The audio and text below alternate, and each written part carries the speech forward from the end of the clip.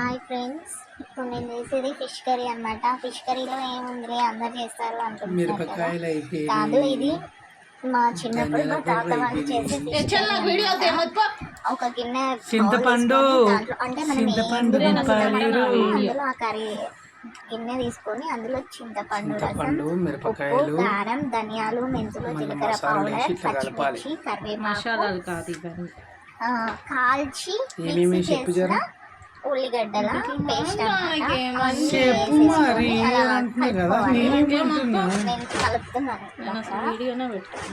మొత్తం బాగా కలిసేలాగా కలుపుకోవాలన్నమాట.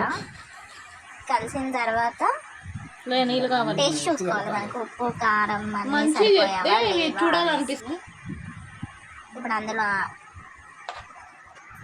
కర్రీ ముక్కలన్నీ వేసేసి కొంచెం వాటర్ పోసుకోవాలి. మనకి ఎంత కావాలనుకుంటే అంత, మీ టేస్ట్కి సరిపడా వేసుకోండి. వేసుకొని ఉప్పు కారం సరిపోయిందా లేదా అని మళ్ళీ ఒకసారి చెక్ చేసుకోవాలి. అక్కడ నేను చెక్ చేసి సరిపోలేదు, కొంచెం వేసాను అన్నమాట. అందుకని కొంచెం స్పూన్తో తిప్పుతున్నాను. యాక్చువల్గా అయితే తిప్పం మనము, ఫిష్ కర్రీ అయిపోయే వరకు కదిలించకూడదు, ముక్కలు విరిగిపోతాయి కాబట్టి. అక్కడ నేను కారం వేసానని స్పూన్తో ఊరికి అట్లా తిప్పాను అన్నమాట. ఇప్పుడు మొత్తం అయిపోయింది, క్లోజ్ చేశాను. 5 minutes తర్వాత మళ్ళీ ఓపెన్ చేసి చూడండి. ఇప్పుడు ఇందులో కొత్తిమీర వేస్తే అందరూ ఫిష్ కర్రీ చాలా కష్టం అని అనుకుంటారు, కానీ ఇలా వండితే చాలా బాగుంటుంది టేస్ట్. నేను ఎప్పుడు వండలేదు, ఫస్ట్ టైం. నాకు ఫిష్ అమ్మే వాళ్ళు ఇంత ఈజీగా ఉంటుంది ఫిష్ కర్రీ అని చెప్పి ఒక ఆంటీ చెప్పారు. నేను ఎప్పుడు ఇట్లానే చేయండి అని చెప్తే సరే అని నేను ఇంటికి వచ్చి ఇలా ట్రై చేశాను అనమాట. యాక్చువల్గా నేను ఇట్లా అసలు వండాను, ఫస్ట్ టైం ట్రై చేశాను. టేస్ట్ మాత్రం చాలా బాగుంది తిన్న తర్వాత. ఇప్పుడు నేను చూస్తుంటే నాకు మళ్ళీ తినాలి అనిపిస్తుంది. మళ్ళీ మామూలు ఉల్లిగడ్డలు కాదు దీంట్లో వేసింది, ఇంకంతే.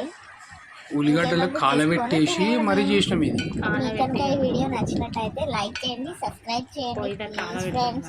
ఓకే, అలా వెళ్ళిపోకుండా సబ్స్క్రైబ్ చేసుకోండి. కాలబెట్టుడు అంటారు కదా, ఓకేనా? దాన్ని కాల్చాలంట. అది కొత్తగా నేర్చుకున్నాం మేము కూడా, మాకు కూడా తెలియదు. కానీ ఉల్లిగడ్డలకు ఆంటీ వాళ్ళు ఇట్లా వండితే కర్రీ చేపలు బాగా చేసుకుంటారంట, కూరలు బాగుంటది అని చెప్పారు. అందుకని మేము కూడా టేస్ట్ చూస్తున్నాం మేము కూడా. బా ఇక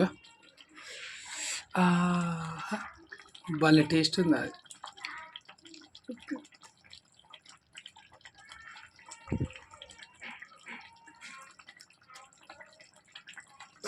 సాల్ట్ కొంచెం ఉప్పు తక్కువ అయిందంట కదా, కానీ నేనైతే వద్దని చెప్తున్నా.